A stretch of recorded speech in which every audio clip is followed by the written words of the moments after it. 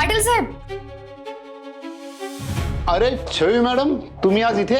हो का, येऊ शकत नाही का?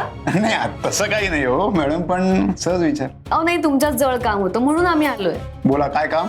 काही दिवसांपूर्वी बाईजीने म्हणजे सरस्वतीबाई राजगुरू यांनी आपल्या आश्रमाला 5 लाखाची देणगी दिली होती. त्याची रिसीट आम्हाला अजून मिळाली नाहीये, तीच घ्यायला आलोय आम्ही. मी पावती पाठवून दिली असती ना.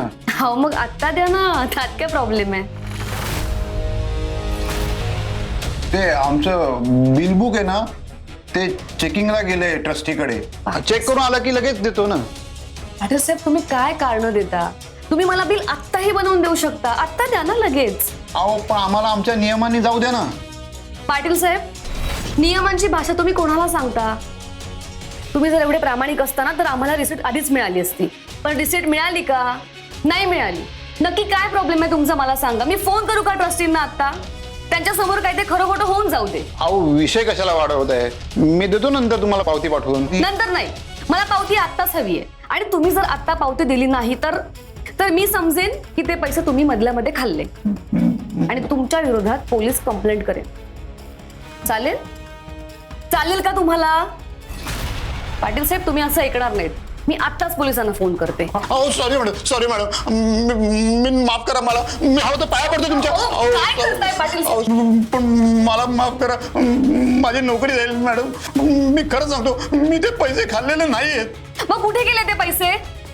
तुम्ही त्या पैशांचं काय केलं? अहो खरं तर ते पैसे आमच्यापर्यंत आलेच नाहीत. म्हणजे हो.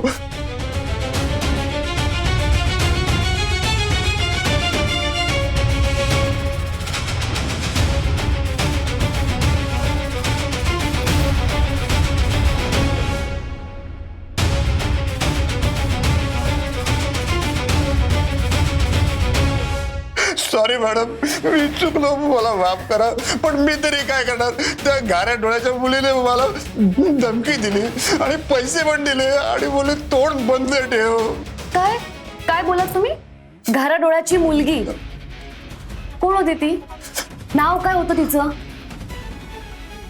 ती गोरी होती, गारी होती आणि तरुण होती, एवढंच मला माहिती आहे. पाटील साहेब, तुम्ही त्या मुलीचं साधं नाव कसं नाही विचारलं? ओके पाटील साहेब, तुम्ही आत्ताच्या आत्ता माझ्यासोबत बाईजीकडे चला आणि तिला हा सगळा घडलेला प्रकार सांगा. तुमची चूक तिच्या समोर आत्ता कबूल करा. माफीचा साक्षीदार म्हणून मी तुम्हाला सोडून देईल, पण ती जी कोणी गुन्हेगार मुलगी आहे ती सगळ्यांसमोर येईल. कळतंय तुम्हाला पाटील साहेब? असं मला अंदाज आहे हे सगळं कोणी केलं असेल. पण पाटील साहेब, तुम्ही जर का स्वतः हे सगळं बाईजीला सांगितलं तर माझ्याजवळ त्या मुली विरोधात पुरावा असेल.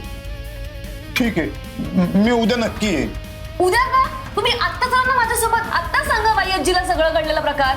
आपल्याकडे सीसीटीव्ही फुटेज पण आहे, मी ते पण घेऊन येतो. तो एक मोठा पुरावा राहील. मी उद्या नक्की येईन, मी शब्द देतो तुम्हाला. पाटील साहेब, तुम्ही उद्या नक्की या. हो.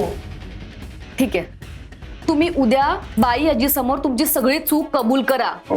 नाहीतर मी तुमच्या विरोधात पोलीस कंप्लेंट करेन. कळलं तुम्हाला? नाही, नक्की नक्की नक्की येतो मी. छवी, ऑल ओके?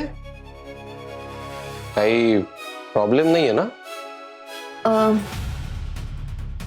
नाही फिरंग्या, मला महत्वाचं बोलायचं तुझ्याशी. बोल ना. फिरंग्या, डफर, वेडा, इडियट.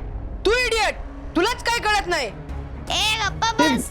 मुलांचा तू असा गप्प आवाज बस. काय येतोय? तू माझ्या पेन्सिलला का चल हात चल चल लावला? बघूया, चल. तू मला न विचारता माझी पेन्सिल कस काय घेतली? मग काय झालं? मला हवी होती पेन्सिल, मग घेतली. त्यात विचारायचं काय? अरे तुला मॅनर्स नाहीत का? तुलाच मॅनर्स नाहीयेत. तुला पण अक्कल नाहीये.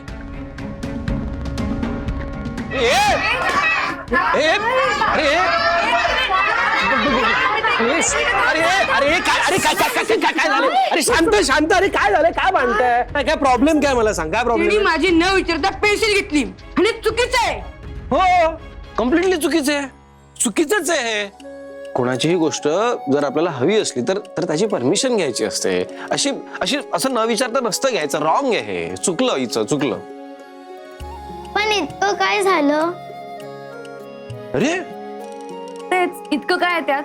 तिचं काम झाल्यानंतर तिने पेन्सिल परत केली असती, हो की नाही ग? केली असती ना परत. मग एक सेकंड तू काय तिची बाजू घेतेस ग? मी तिची बाजू घेणार. तिचं काहीही चुकलेलं नाही आणि मैत्रीमध्ये चालतंय का? ऐक ना मैत्रीत चालतं म्हणून मैत्रीचा गैरफायदा घ्यायचा का? आणि कसं आहे ना, या सगळ्या गोष्टी म्हणजे बेसिक मॅनर्स आहे. Basic manners. ए काय काय बोलतोयस तू? छोट्या गोष्टीमध्ये कसले आले मॅनर्स? तिचं बरोबर आहे, त्याने उगाच तिला चिडवले. कसं आहे ना, हे सगळं घडल्यानंतर ती सॉरी म्हणून हा सगळा विषय थांबवू शकली असती, पण नाही थांबवला तिने. भांडण केलं ना. आणि मुळात मुलींचा हाच प्रॉब्लेम आहे यार. त्यांना ना सॉरी म्हणताच येत नाही, फक्त भांडतायत. ए काही बोलू नकोस, मी आधीच सांगते. काही बोलत नाही, करेक्ट बोलतोय मी. आणि मला सांग, तू का तिची वकिली करतेस? आणि तुझं काय? तू काय सरपंच आहेस या गावचा? असं का वागतोयस? की ना, मी प्रॉब्लेम सॉल्व्ह करतोय ना, भांडण संपवतोय ना.